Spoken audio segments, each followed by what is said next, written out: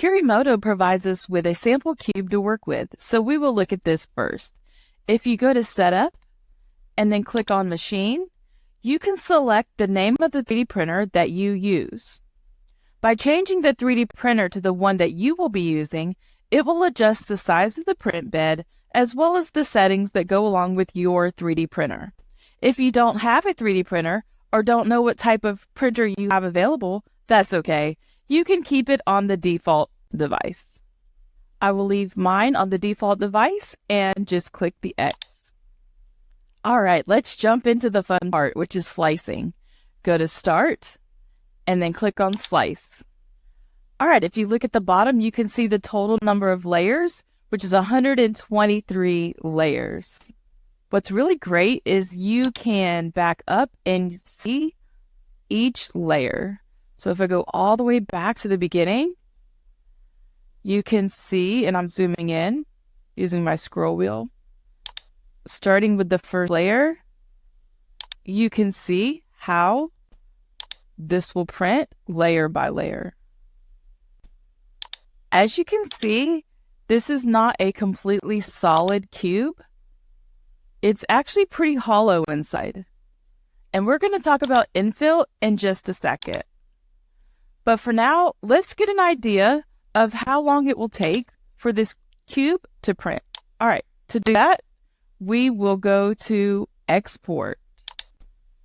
We're not actually exporting the file. We just want to see an estimate of how long it will take to print. And again, this is just an estimate. Typically, it will take a little bit longer than the estimate. So the time estimate for this cube is 45 minutes. And the printed weight is 6.36 grams. All right, we're going to adjust some settings and see how that affects the print time and the amount of filament used. So we're going to come to the right and click on Layers. Right now, the layer height is 0.2 of a millimeter, which is pretty reasonable for a print. But if we want to make it more detailed, we can reduce the layer height. Let's see what happens if we reduce the layer height from 0.2 of a millimeter to 1/10 of a millimeter. So just type in 0.1 and type Enter. All right, now we're going to go back over to Start, and then we're going to slice again. All right, now you can see that there's 247 layers instead of 123. So let's look at these. It doesn't make a huge difference in this cube as far as how it looks. Let's see if it makes a difference in the print time. So go over to Start and then click on Export. The overall weight hasn't changed, but the print time has gone from about 45 minutes to about an hour and 27 minutes. So you can see that the layer height really affects the print time. So what I'm going to do is X out of this and then go back to layers, and I will change this back to 0.2 of a millimeter, which is 0.2. One more note on this layer menu. If you have small words that are not showing up when you're slicing it, you may need to turn this thin wall option to type 1 or type 2 and click Adaptive to see if that helps. That isn't needed in this situation, but I wanted to point it out in case you are having a situation where you have really small words or parts of your model that are not showing up after you slice it.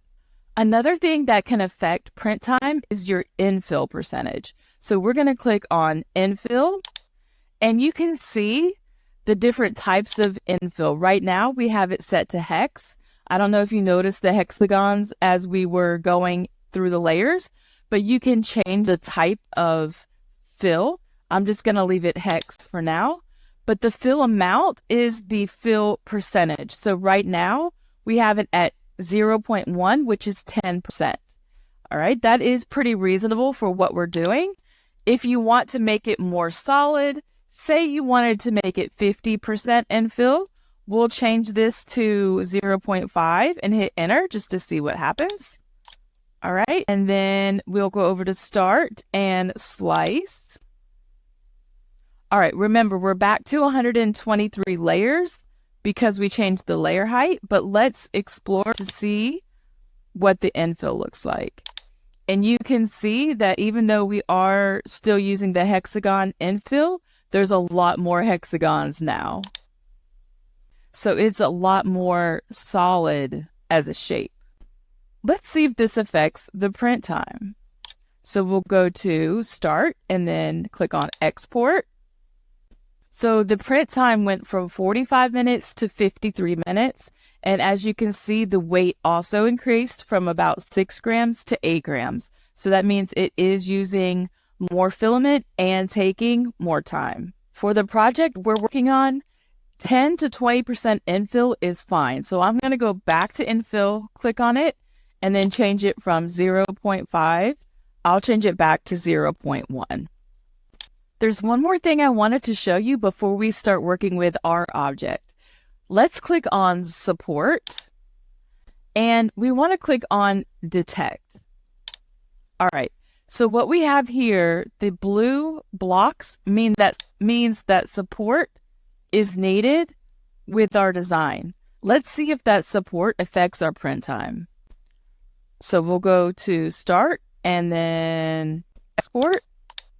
All right, so now our print time did increase from 45 minutes to an hour and 11 minutes, and our weight also increased from about 6 grams to about 8.5 grams.